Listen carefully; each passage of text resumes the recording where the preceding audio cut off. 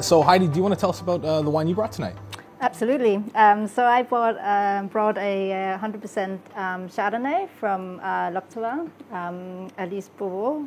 It's called Pamina. I tried this for the first time, I think, 9-10 years ago. I was working for, before I was at Ottolenghi, I was working for Whole Foods Market. I was doing all the cheese and wine stuff in the flagship store in Kensington. And I just started there, and I was still learning about wine and the whole pairing of cheese and wine. And I didn't know much. I only knew that Stilton really liked port, and it was all very basic what I knew. And then one day I was sitting eating Conte, and I was like, I need something with this. And a friend of mine came back, and she'd been in Paris, and she brought me a bottle of this, and I was like, well, why would I want to drink Chardonnay with this beautiful cheese? And, like really, really stupid. And then she's like, no, you got to try this, and so I did, and I was like, whoa, I found my perfect match.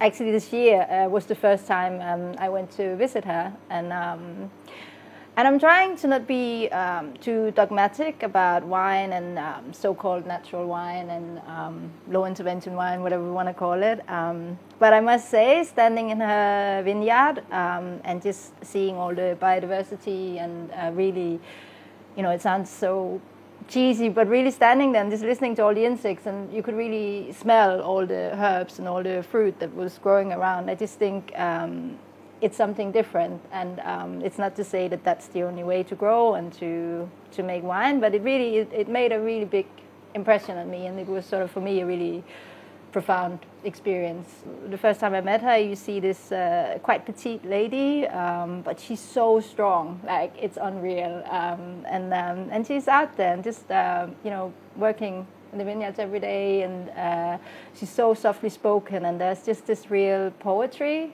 about her, and I feel that you feel that in the wines. This is a wine that I feel emotionally connected with, and I think wine is so much about that.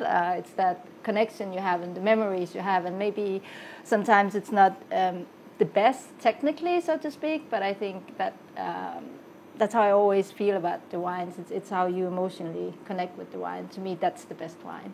But I think what Heidi says about being in the vineyard is really important, because the whole point about wine is a connection to place and to people, of course.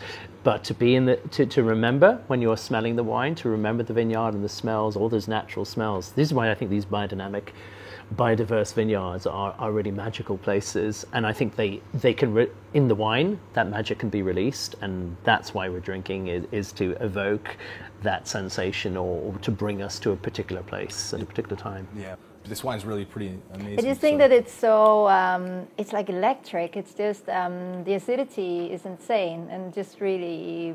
Yeah, I mean, I was happy, sad kind of thing that it sold so well at Noppi, because the allocation was so small, so it was gone quite quickly, and it was a bit like, I want you to have it, but I don't really want you to have it. And, so next time I come to Noppi, I have to ask because it's on the list. It's eaten. It's really, it's hard, isn't it, sometimes when you do wine lists and there are things, and you have maybe 6 or 12 bottles, and you really want to sell it, but at the same time, there's a part of you that's like, actually, no. I actually do hide wines in my shop. I hide some wines which as well. I'm sure some years from now I'll probably find some Canaval or Rupert Leroy. I think we all have the same secret guilt. It's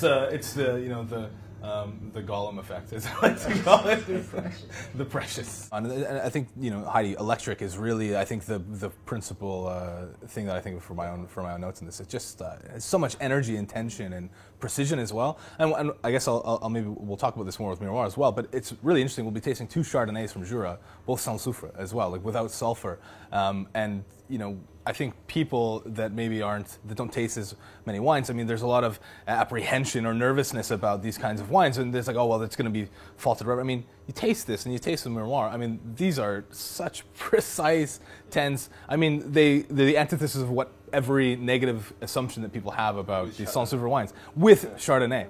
I mean, it's you gave this to 99% of the people. They wouldn't think it's Chardonnay. No. It's something that's just magic.